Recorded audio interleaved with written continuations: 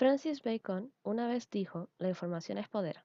Quien tiene el sartén por el mango no es quien sabe dónde encontrar determinado dato, antecedente, fuente o material, sino más bien quien sabe cómo usar aquello que encontró. Diariamente, las personas recopilamos información de cualquier cosa que veamos, que escuchemos o incluso cosas que sintamos. Estas cosas nuevas que se nos presentan se guardan en nuestra memoria y dependiendo de cada persona, la información, si es que es útil para nosotros, podemos aprenderla y guardar en nuestra memoria. De esta forma podemos acceder a ella como recuerdos y utilizarla cada vez que sea necesario. El mundo empresarial funciona de la misma manera. Diariamente, las empresas almacenan información relevante para poder analizarla e ir mejorando con el tiempo. La forma de almacenar la información ha ido cambiando durante los siglos, pasando por dibujos en piedras hasta escribir libros y libros de información, hasta que Hermann Hollerith, en 1884, creó la máquina automática de tarjetas perforadas que almacenaban respuestas a preguntas en específico. Cuando llegó la década de 1960, se dio inicio a las primeras generaciones de bases de datos de red y las bases de datos jerárquicas, ya que era posible guardar estructuras de datos en listas y árboles. Con el pasar de los años, la manera de almacenar la información en bases de datos fue evolucionando y la forma en que clasificamos la información para utilizarla fue tomando más importancia. Gran parte de esta información se basa en bases de datos históricos de la operativa diaria de la empresa. Estos datos se guardan en bases de datos relacionales que están normalizadas y proceden, generalmente, del procesamiento en línea de transacciones. Las bases de datos asociadas a los sistemas transaccionales realizan muchas operaciones de inserción, modificación y borrado de datos por unidad de tiempo.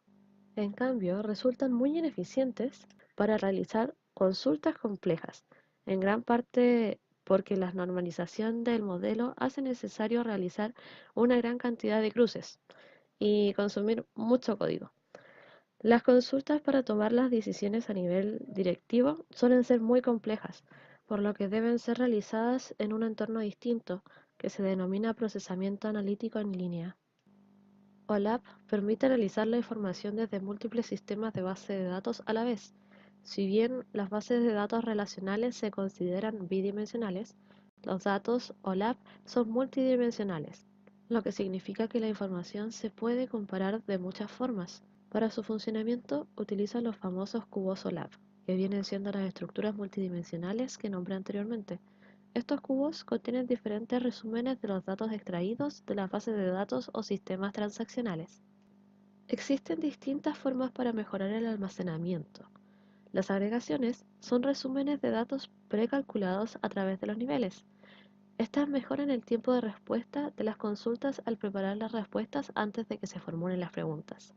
Por ejemplo, cuando una tabla de hechos de un almacenamiento de datos contiene cientos y miles de filas, puede tardar en responderse una consulta en la que se soliciten los totales de las ventas semanales de una determinada línea de productos si hay que recorrer y sumar todas las filas de las tablas de hechos para calcular la respuesta en el momento de la consulta.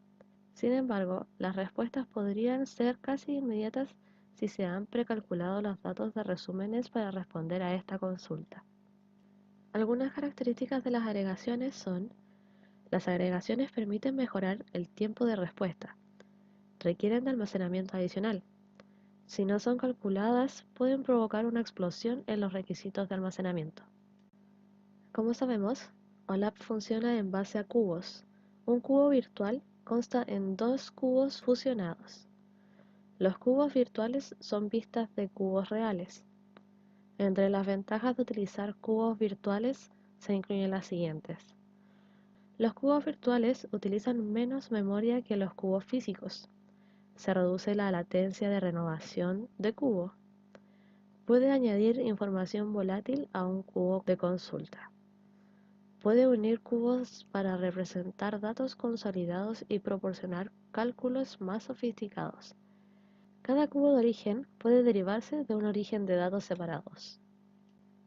Los cubos están compuestos por particiones. Como su nombre lo sugiere, una partición es una división o fraccionamiento de la información que conforma un cubo. Cada cubo contiene al menos una partición, pero puede estar compuesto por múltiples particiones.